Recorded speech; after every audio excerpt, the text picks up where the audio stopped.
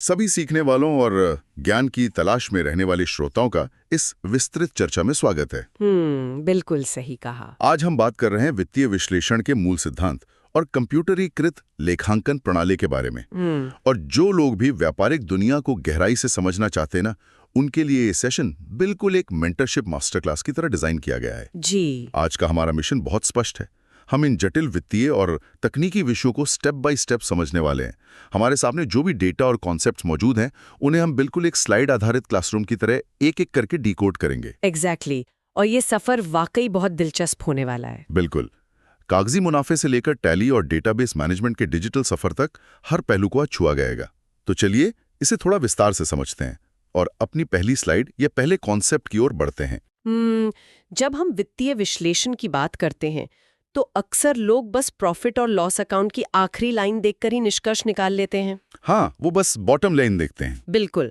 उन्हें लगता है कि अगर मुनाफा दिख रहा है तो सब कुछ ठीक है, लेकिन व्यापारिक दुनिया की वास्तविकता इतनी सीधी नहीं होती। इसीलिए इन बुनियादी सिद्धांतों को एक एक कदम करके समझना बहुत जरूरी है। आज हमारा लक्ष्य सिर्फ डेटा पढ़ना नहीं है, बल्कि उस डेटा के पीछे छिपी हुई कहानी यानी उस व्यापार की असली नब्ज को पहचानना है। सही बात है। और इसी नब्ज को पहचानने के लिए हमारी स्क्रीन पर जो पहला डेटा पॉइंट या कहें पहली स्लाइड है, वो रोकड़ प्रवाह यानी कैश फ्लो के मूल सिद्धांतों के बारे में है। जी। यहाँ जो मुख्य प्रश्न सामने आता है वो ये है कि रोकड़ प्रवाह विवरण किस आधार पर काम करता है और इसे किस लेखांकन मानक या अकाउंटिंग स्टैंडर्ड के तहत तैयार किया जाता है। हमारी स्रोत सामग्री स्पष्ट रूप से बताती है कि इसका सही उत्तर रोकड़ आधारित लेखांकन या कैश बेसिस है और इसे अकाउंटिंग स्टैंडर्ड AS3 के अंतर्गत बनाया जाता है। लेकिन जो लोग सुन रहे हैं उनके लिए इस कैश बेसिस का असली मतलब समझना बहुत जरूरी है। यहाँ सबसे आकर्षक बात यह है कि व्यवसाय में कागजी मुनाफे और असली नकद के बीच, मेरा मतलब है पेपर प्रॉफिट और एक्चुअल कैश के बीच, एक बहुत गहरी खाई हो सकती है। वो कैसे? देखिए, इसे एक उदाहरण से समझते हैं। मान लीजिए एक कंपनी ने इस साल 10 करोड़ रुपए का माल बेचा। 10 करोड़? हाँ, तो उनका प्रॉफिट एंड लॉस अकाउंट दिखाएगा कि कंपनी ने शानदार मुनाफा कमाया है। लेकिन क्या होगा अगर वो सारा का सारा माल उधार पर बिका हो? उधार पर? तो मतलब कंपनी के बैंक खाते में तो एक भी रुपया नहीं आया? एग्जैक्टली, एक भी रुपया नहीं आया। तो इसका मतलब है कि भले ही किताबों में कंपनी करोड़ों के मुनाफे में दिख रही हो, लेकिन हकीकत में उनके पास अपने कर्मचारियों को अगले महीने की सैलरी देने या बिजली का बिल भरने के लिए नकद नहीं होगा। एकदम सटीक। और यहीं पर बहुत सी कंपनियां फेल हो जाती हैं। वे मुनाफे में तो होती हैं, लेकिन उनके पास तरलता या लिक्विडिटी नहीं होती। बहुत बड़ा पॉइंट है ये। इसीलिए अकाउंटिंग स्टैंडर्ड AS3 के तहत ये रोकड़ प्रवाह विवरण यानी कैश फ्लो स्टेटमेंट बनाना अनिवार्य किया गया है। ये पूरी तरह से कैश बेसिस पर चलता है, यानी जो पैसा आया और जो गया, बस वही। बिल्कुल। इसका सीधा सा नियम है, अगर व्यापार में नकद आया तो वो दर्ज होगा और अगर नकद बाहर गया तो वो दर्ज होगा। उधार की बिकवाली या भविष्य में मिलने वाले पैसे की इसमें कोई जगह नहीं होती। ये विवरण निवेशकों और मैनेजमेंट को कागजी मुनाफे के भ्रम से बाहर निकालकर व्यापार की असली नकद स्थिति का आईना दिखाता है। ये एक बहुत ही महत्वपूर्ण अंतर है। मुनाफा और नकद एक ही चीज नहीं है। ये समझने के बाद ही कोई सही निवेश कर सकता है। जी। चलिए, अब हम अपनी चर्चा को एक कदम आगे बढ़ाते हैं और अगली स्लाइड के डेटा पर नजर डालते हैं। ये हिस्सा कंपनी की वित्तीय सेहत को मापने के बारे में है, जिसे अनुपात विश्लेषण या रेशियो एनालिसिस कहा जाता है। Ratio analysis. हमारे पास स्लाइड 13 में जो आंकड़े हैं वे कुछ इस प्रकार हैं। करंट एसेट्स यानी चालू संपत्तियां 2,40,000 रुपए हैं। करंट लायबिलिटीज यानी चालू दायित्व 1,20,000 रुपए हैं। और क्विक एसेट्स यानी त्वरित संपत्तियां 90,000 रुपए हैं। अब सवाल यह है कि कोई भी विश्लेषक इन नंबरों से क्या कहानी निकालेगा। चलिए इसे स्टेप बाय स्टेप डिकोड करते हैं। जब भी हम किसी कंपनी की अल्पकालिक या शॉर्ट टर्म वित्तीय सेहत देखना चाहते हैं ना, तो सबसे पहले करंट रेशियो निकाला जाता है। अच्छा। इसका फॉर्मूला बहुत सीधा है। करंट एसेट्स को करंट लायबिलिटीज से भाग देना होता है, यानी एसेट्स डिवाइडेड बाय लायबिलिटीज। हाँ, तो हमारे पास मौजूद डेटा के अनुसार जब हम 2,40,000 को 1,20,000 से भाग देते हैं तो परिणाम आता है 2:1। 2:1। व्यापारिक और वित्तीय भाषा में इस 2:1 के रेशियो को एक आदर्श अनुपात या आइडियल रेशियो माना जाता है। अगर मैं इसे सही समझ रहा हूं तो इसका मतलब ये है कि कंपनी पर अगर बाजार का 1 रुपए का अल्पकालिक कर्ज है तो उसे चुकाने के लिए उनके पास 2 रुपए की चालू संपत्ति मौजूद है। बिल्कुल सही। ये तो बहुत ही सुरक्षित स्थिति लग रही है। हम्म। लेकिन एक सवाल मेरे मन में आ रहा है, अगर 2:1 आदर्श है तो क्या 4:1 या 5:1 और भी बेहतर नहीं होगा? ये बहुत ही शानदार सवाल है। देखने में तो लगेगा कि 5:1 बहुत सुरक्षित है, लेकिन असल में यह एक नकारात्मक संकेत हो सकता है। अच्छा, हाँ, ऐसा क्यों? देखिए, अगर करंट रेशियो बहुत ज़्यादा है तो इसका मतलब है कि कंपनी अपना पैसा बैंक में यूं ही खाली छोड़ रही है, या फिर उनका बहुत सारा पैसा इन्वेंट्री में फंसा हुआ है। वो पैसे से पैसा नहीं बना रहे हैं। एग्जैक्टली। वे उस पैसे का इस्तेमाल व्यापार को बढ़ाने या निवेश करने में नहीं कर रहे हैं। इसे लेजी कैपिटल या आलसी पूंजी कहा जाता है। आलसी पूंजी, क्या बात है। इसीलिए 2:1 को एक संतुलित और आदर्श स्थिति माना जाता है, जहां सुरक्षा भी है और पूंजी का सही उपयोग भी। यहाँ बात सच में बहुत दिलचस्प हो जाती है, क्योंकि अगर हम सिर्फ इस 2:1 के करंट रेशियो को देखें तो कंपनी की स्थिति बहुत ही मजबूत और संतोषजनक लग रही है। लेकिन हमारी स्रोत सामग्री में एक और आंकड़ा दिया गया है क्विक एसेट्स का, जी, जो कि 90,000 रुपए है। तो इसका क्या महत्व है? और यहीं पर असली वित्तीय विश्लेषण की गहराई सामने आती है। देखिए, करंट एसेट्स में कंपनी का स्टॉक या इन्वेंट्री भी शामिल होती है। मान लीजिए किसी कंपनी के गोदाम में करोड़ों का कच्चा माल पड़ा है। वो करंट एसेट तो है, लेकिन अगर आज अचानक लेनदार अपना पैसा मांगने आ जाए तो क्या आप रातों रात उस कच्चे माल को बेचकर नकद ला सकते हैं? नहीं, रातों रात बेचना तो बहुत मुश्किल है। शायद बिल्कुल नहीं। इसलिए विश्लेषक एक कदम और आगे जाते हैं और क्विक रेशियो निकालते हैं। समझ गया। यानी हम उन संपत्तियों को हटा रहे हैं जिन्हें तुरंत नकद में बदलना मुश्किल है। बिल्कुल। क्विक रेशियो का फॉर्मूला है क्विक एसेट्स को करंट लायबिलिटीज से भाग देना। हमारे पास क्विक एसेट्स 90,000 रुपए है और लायबिलिटीज वही 1,20,000 है। ठीक है। तो जब हम 90,000 को 1,20,000 से भाग देते हैं तो परिणाम आता है 0.75:1। रुकिए, इसका मतलब है कि 1 रुपए के दायित्व को तुरंत चुकाने के लिए कंपनी के पास सिर्फ 75 पैसे ही नकद या तुरंत उपलब्ध संपत्ति के रूप में मौजूद है। हाँ, ये तो खतरे की घंटी है। आपने बिल्कुल सही पकड़ा। क्विक रेशियो का आदर्श स्तर 1:1 माना जाता है। अब इस विरोधाभास को देखिए। करंट रेशियो बता रहा था कि फर्म की अल्पकालीन स्थिति एकदम सामान्य है, लेकिन 0.75 का क्विक रेशियो ये चेतावनी दे रहा है कि कंपनी की तत्काल भुगतान क्षमता यानी इमीडिएट पेमेंट कैपेसिटी बहुत कमजोर है। बहुत कमजोर है जी। अगर कल को बाजार में कोई संकट आ जाए और बैंक अपना शॉर्ट टर्म लोन वापस मांग ले तो कंपनी के पास उन्हें तुरंत भुगतान करने के लिए पर्याप्त नकद नहीं है। उन्हें अपना स्टॉक औने पौने दामों पर बेचना पड़ सकता है। ये तो किसी भी बिजनेस ओनर या निवेशक के लिए आंखें खोलने वाली बात है।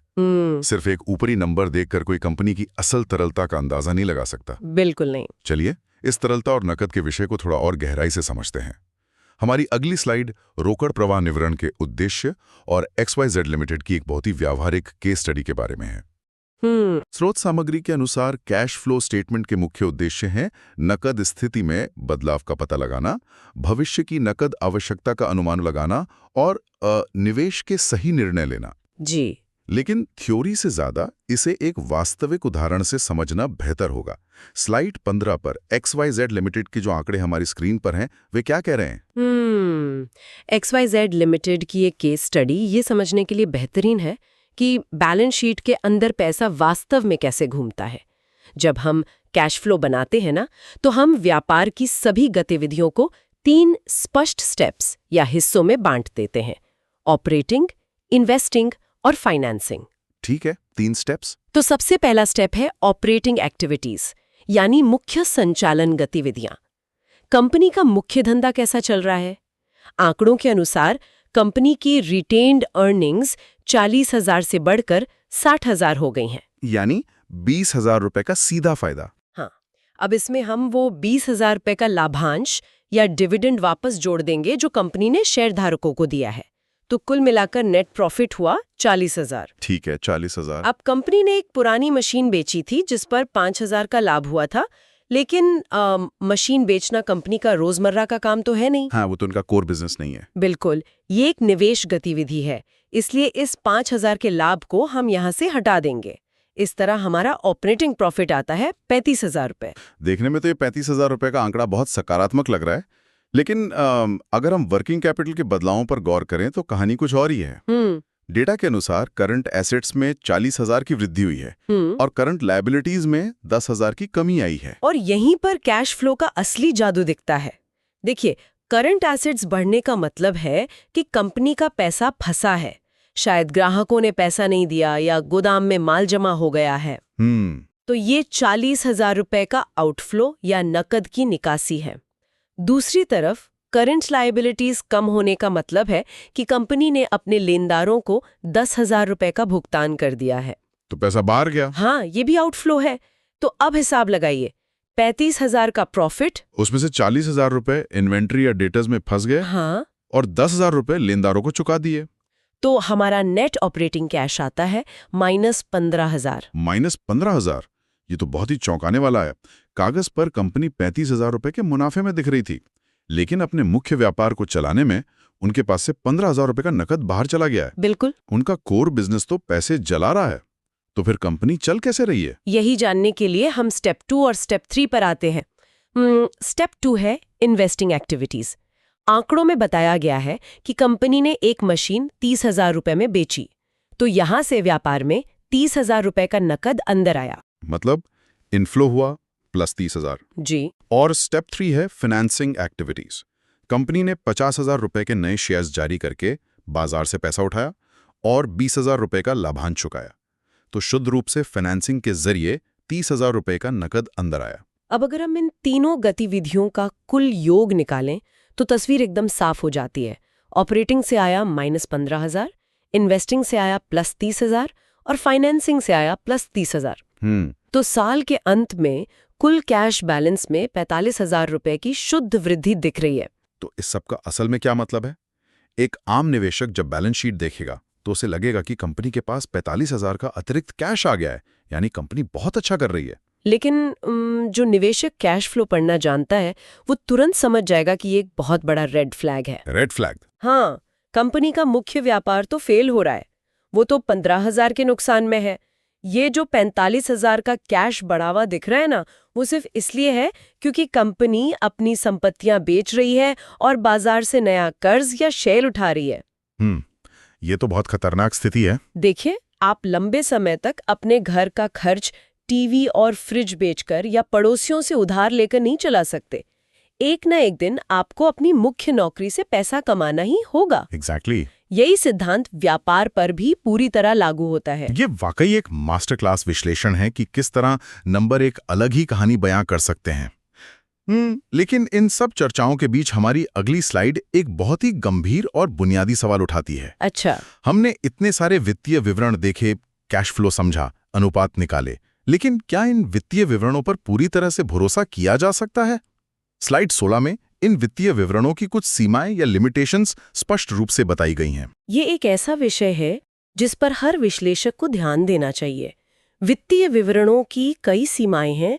स्रोत सामग्री में इसकी 6 प्रमुख सीमाएं बताई गई हैं, जिनमें से सबसे बड़ी है यह है हिस्टोरिकल कॉस्ट, यानी ऐतिहासिक लागत पर आधारित होना। हिस्टोरिकल कॉस्ट मतलब पुरानी कीमत। हाँ, इसका मतलब है कि अगर किसी कंपनी ने 15 साल पहले एक जमीन 10 लाख रुपए में खरीदी थी, तो आज भी वो बैलेंस शीट पर उसी कीमत के आसपास दिखेगी, जबकि आज उसकी असली कीमत 10 करोड़ हो सकती है। अरे बाप रे! यह ऐतिहासिक लागत वर्तमान वास्तविकता को पूरी तरह से छिपा देती है। और इसी से जुड़ी दूसरी और तीसरी सीमा यह है कि ये विवरण भविष्य की जानकारी नहीं देते और मुद्रास्फीति यानी इन्फ्लेशन का प्रभाव भी नहीं दर्शाते। बिल्कुल। ये तो बहुत ही तार्किक बात है। आज के 100 रुपए की कीमत 5 साल बाद 100 रुपए नहीं रहेगी। महंगाई के कारण पैसे की क्रय शक्ति घटती है, लेकिन बैलेंस शीट इस महंगाई को पूरी तरह नजरअंदाज कर देती है। बिल्कुल। और एक और बहुत बड़ी सीमा है, ये विवरण केवल मौद्रिक तथ्यों या मॉनेटरी फैक्ट्स पर आधारित होते हैं। अच्छा। इसका सीधा सा मतलब है कि जिस चीज को पैसे में नहीं तौला जा सकता वो बैलेंस शीट में कभी नहीं आएगी। जैसे कि कर्मचारियों की मेहनत, मैनेजमेंट की कुशलता या कंपनी का वर्क कल्चर। एकदम सही। मान लीजिए एक कंपनी का सीईओ बहुत ही विजनरी है और उसकी टीम बेहद टैलेंटेड है। ये उस कंपनी की सबसे बड़ी ताकत है, लेकिन बैलेंस शीट में इसका कोई कॉलम नहीं होता। ये बात तो है। वहीं पांचवी और छठी सीमा यह है कि अकाउंटिंग काफी हद तक व्यक्तिगत निर्णयों और अनुमानों पर निर्भर करती है। मूल्य ह्रास या डेप्रिसिएशन की कौन सी विधि इस्तेमाल करनी है, ये मैनेजमेंट खुद तय करता है। और अगर मैनेजमेंट अपना फायदा दिखाना चाहे तो वे नियमों के दायरे में रहकर ही नंबरों के साथ खेल सकते हैं। यानी सब कुछ पूरी तरह ब्लैक एंड व्हाइट नहीं है। जी, इससे एक महत्वपूर्ण सवाल उठता है। मेरा मतलब है, अगर हमारा सारा वित्तीय डेटा केवल अतीत की घटनाओं को दिखाता है, उसमें महंगाई का कोई हिसाब नहीं है और वो मानवीय कौशल जैसी महत्वपूर्ण चीज़ों को नज़रअंदाज करता है, तो निवेशक केवल इन कागजों के आधार पर भविष्य का सटीक अनुमान कैसे लगा सकते हैं? ये एक बहुत ही गहरा विचार है और शायद इसीलिए सिर्फ बैलेंस शीट पढ़ना काफी नहीं है। बाजार की समझ और दूरदर्शिता भी उतनी ही जरूरी है। बिल्कुल सही। चलिए, अब समय आ गया है कि हम अपनी चर्चा का रुख बदलें और वित्तीय दुनिया के दूसरे और शायद सबसे आधुनिक हिस्से की तरफ चलें। हम सेक्शन बी की पहली स्लाइड पर आ चुके हैं, कंप्यूटरीकृत लेखा प्रणाली या कंप्यूटराइज्ड अकाउंटिंग। ये मेरा पसंदीदा विषय है। आज के समय में कोई भी बड़ी कंपनी मोटे-मोटे रजिस्टरों में एंट्री नहीं करती। इस स्लाइड का पहला सवाल पूछता है कि इस प्रणाली का मुख्य कार्य क्या है, और उत्तर है प्रोसेसिंग यूजर ऑर्डर्स। इसके साथ ही यहाँ MS एक्सेल और टैली ERP जैसे सॉफ्टवेयर के बीच एक तुलना भी दी गई है। ये तुलना बहुत ही व्यावहारिक है। अक्सर छोटे व्यापारी सोचते हैं कि जब उनके पास स्प्रेडशीट या MS एक्सेल है तो उन्हें टैली जैसे महंगे ERP सिस्टम की क्या जरूरत है। हाँ, कई लोग ऐसा सोचते हैं। देखिए, एक्सेल डेटा को कैलकुलेट करने, ग्राफ बनाने और रिपोर्ट तैयार करने के लिए एक शानदार टूल है, लेकिन ये अकाउंटिंग सॉफ्टवेयर नहीं है। मतलब कि एक्सेल आपको ये नहीं बताएगा कि आपने डेबिट और क्रेडिट के नियम सही लगाए हैं या नहीं। बिल्कुल नहीं। एक्सेल में आप कोई भी एंट्री कभी भी डिलीट कर सकते हैं बिना कोई निशान छोड़े। अरे, तब तो कोई भी गड़बड़ी कर सकता है। एग्जैक्टली। लेकिन टैली ERP जैसे समर्पित सॉफ्टवेयर लेखांकन के सख्त नियमों यानी डबल एंट्री सिस्टम के आधार पर काम करते हैं। वे एक ऑडिट ट्रेल बनाते हैं। Audit trail. अगर आप टैली में कोई एंट्री करते हैं तो वो अपने आप लेजर और बैलेंस शीट में सही जगह पर अपडेट हो जाएगी। ये मानवीय गलतियों को रोकता है और डेटा की शुद्धता बनाए रखता है। इसी बात को आगे बढ़ाते हुए स्लाइड 13 और 14 में एक कंप्यूटरीकृत लेखा प्रणाली के 4 मुख्य घटकों का जिक्र है: हार्डवेयर, सॉफ्टवेयर, डेटा और पीपल यानी इंसान। जी। अब सुनने वालों के लिए ये समझना जरूरी है कि ये चारों मिलकर कैसे काम करते हैं, विशेषकर हार्डवेयर और सॉफ्टवेयर का तालमेल। इसे एक पूरे इकोसिस्टम की तरह देखिए। हार्डवेयर सिर्फ कीबोर्ड या मॉनिटर नहीं है। बड़ी कंपनियों के लिए हार्डवेयर का मतलब है वे शक्तिशाली सर्वर और इंफ्रास्ट्रक्चर जो लाखों ट्रांजैक्शन एक सेकंड में प्रोसेस कर सकें।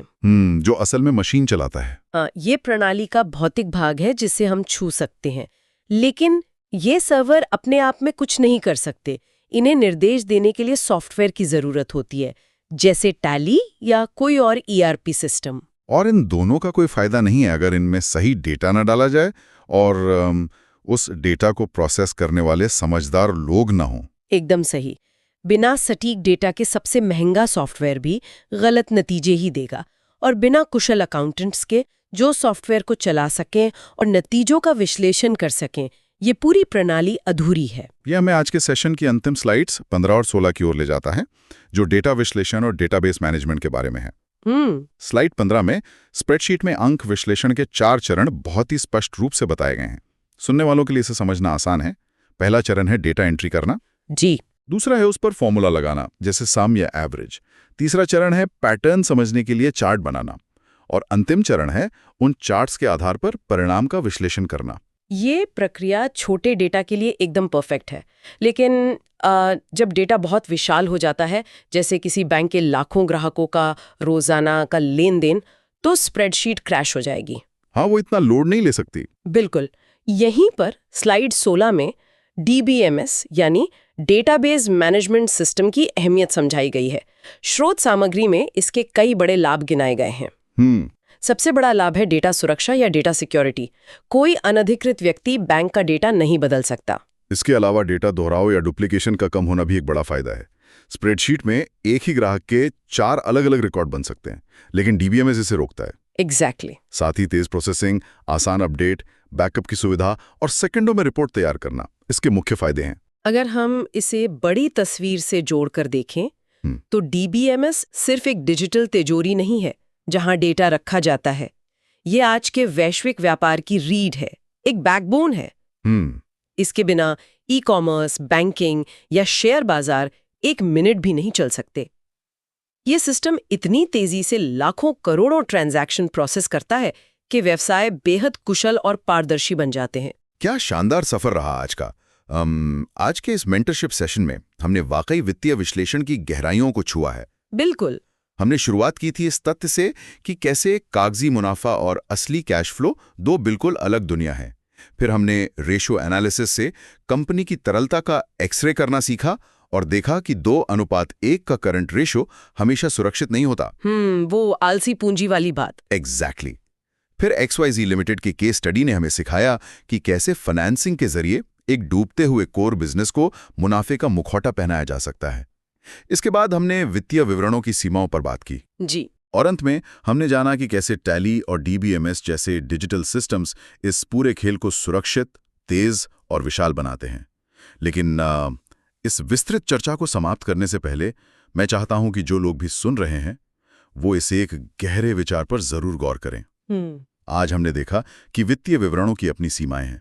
वे मानवीय कुशलता को नहीं माप सकते, वो पुराने ऐतिहासिक डेटा पर आधारित होते हैं और वो मुद्रास्फीति या महंगाई के प्रभाव को पूरी तरह से नजरअंदाज कर देते हैं। सही बात है। दूसरी तरफ हमने ये भी देखा कि आज हमारे पास डीबीएमएस और ईआरपी जैसे सुपरफास्ट और बेहद उन्नत सॉफ्टवेयर मौजूद हैं। तो श्रोताओं के मन में ये सवाल आना चाहिए, अगर हमारे ये उन्नत कंप्यूटर सिस्टम और सॉफ्टवेयर केवल उसी ऐतिहासिक, बिना मुद्रास्फीति वाले और मानवीय कौशल से रहित डेटा पर काम करते हैं जो इंसानों द्वारा ही फीड किया जाता है, तो क्या ये आधुनिक तकनीक वास्तव में हमारे वित्तीय समझ को भविष्य के लिए तैयार कर रही है, या क्या ये तकनीक सिर्फ हमारी पुरानी इंसानी गलतियों, अंधेपन और सीमाओं को ही और अधिक तेजी से प्रोसेस कर रही है? इस पर विचार जरूर कीजिएगा। ये वाकई सोचने वाली बात है।